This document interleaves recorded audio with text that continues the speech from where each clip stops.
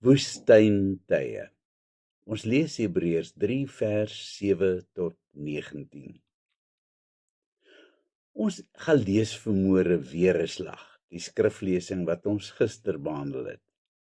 En dan kyk ons uit 'n ander hoek daarna. Hoe lank moes dit die Israeliete geneem het om van Egipte tot in die beloofde land te stap? Jerusalem is 'n skamele 300 en 'n bietjie kilometer van Egipte af. 'n Man kan gemaklik 40 kilometer op 'n dag af lê, maar sê nou maar, hulle het slegs 10 kilometer elke dag gestap. Dan kon hulle, as hulle voet in die hoek sou sit, binne 'n enkele maand met hulle tasse voor Jerusalem se poorte kon staan. En hoe lank het dit hulle geneem? 'n volle 40 jaar. Waarom? Die getal 40 is in die Bybel gelaai met simboliek, veral in die Nuwe Testament. Dit wys gewoonlik op voorbereiding. Jesus was 40 dae lank in die woestyn, waar hy deur die duiwel versoek is.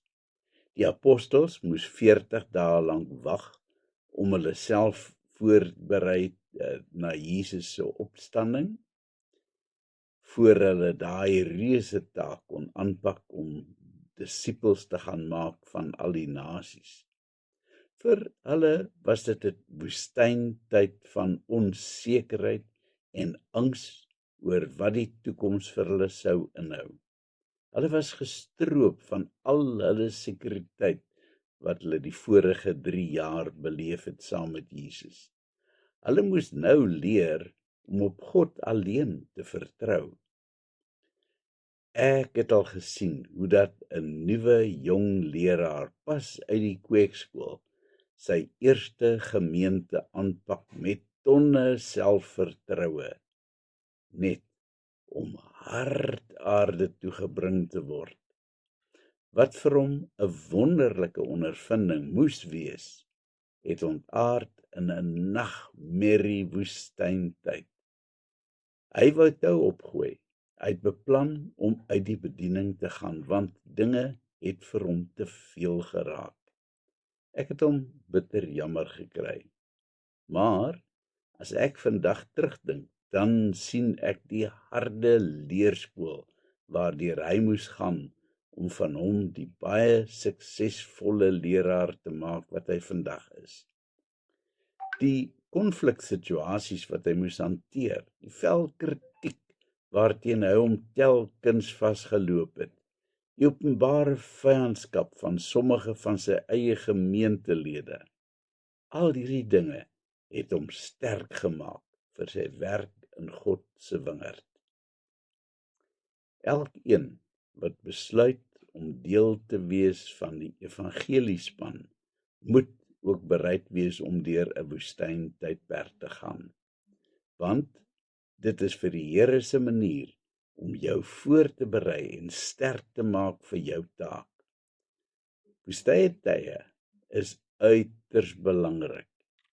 Jy moet egter weet hoe om dit te hanteer en watter gesindheid jy moet openbaar wanneer jy daardeur gaan. Kom ons gaan kyk 'n bietjie na Israel se woestyntyd. Ons moet onthou dat Jakob en sy seuns in Egipte gaan bly het nadat Josef hulle blyplek gegee het.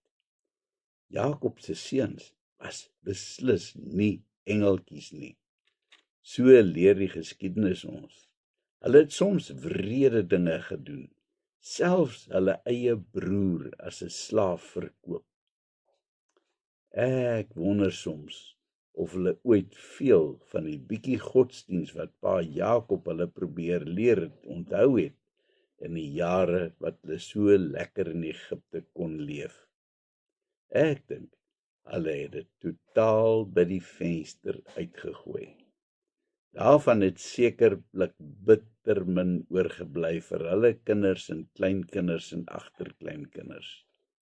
Teen die tyd dat Moses hulle uit die slawerny waarin hulle uiteindelik verval het, moes uitlei, wonder ek of hulle God nog ooit geken het. Daarom het Moses vir die Here moes vra hoe hy vir die volk moes verduidelik watter God dit nou eintlik is wat hom gestuur het. Teen hierdie agtergrond neem die Here hulle met 'n groot ompad deur die woestyn en hy leer hulle wie hy werklik is. Hy sorg vir hulle op 'n wonderbaarlike manier en hy leer hulle van sy trou en genade en hoe hulle moes leef. Wat doen hulle tydens hierdie woestyntydperk? Hulle verwerp hom telke male. Inderdaad het hy hulle gebring tot by die poorte van die beloofde land, maar hulle was nie gereed daarvoor nie. Wat dalk 'n jaar of 2 moes wees om hulle voor te berei vir die land, het uitgereik na 40 jaar voordat hulle uiteindelik gereed was. Wanneer ek en jy in woestynsituasies beland, hoe moet ons dit hanteer? Ek was al deur 'n paar woestyntydperke in my lewe en dikwels het ek dit totaal verkeerd hanteer. Die belangrikste is dat jy moet besef dat die Here dit gebruik om jou voor te berei. Moet dus nie daarteen beklei soos ek al baie gedoen het nie. Aanvaar dit.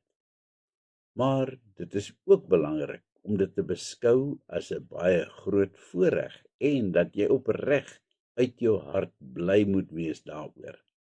Die Here stuur hierdie soort beproewings slegs oor die lewe van mense wat hy wil gebruik.